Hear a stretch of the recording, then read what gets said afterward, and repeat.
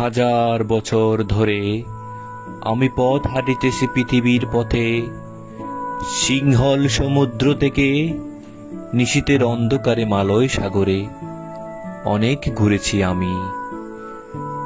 বিম্বিসার অসুখীর ধূসর জগতে সেখানে ছিলাম আমি, আরো দূর অন্ধকারে বিদগ্ধ নগরে।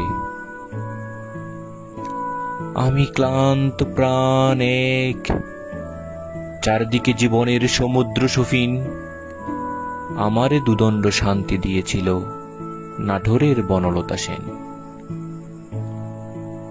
চুল তার কবিকার অন্ধকার বিদিশার নিশা, মুখ তার শ্রাবস্তির কারুকার্য। অতিদূর সমুদ্রের পর হাল ভেঙ্গে যে নাবিক হারায়েছে দিশা, সবুজ গাছের দেশ যখন সে চোখে দেখে দারুচিনি দ্বীপের ভিতর, তেমনি দেখেছি তারে অন্ধকারে।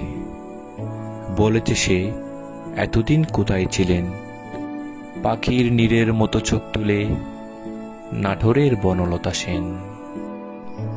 সমস্ত দিনের শেষে শিশিরের শব্দের মতন সন্ধ্যা আসে, ডানার রৌদ্রের গন্ধ মুছে ফেলেছিল, পৃথিবীর সব রং নিভে গেলে পাণ্ডুলিপি করে আয়োজন।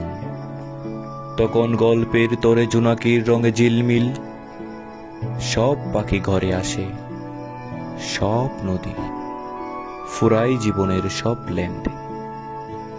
থাকে শুধু অন্ধকার মুখোমুখি বসিবার বনলতা সেন।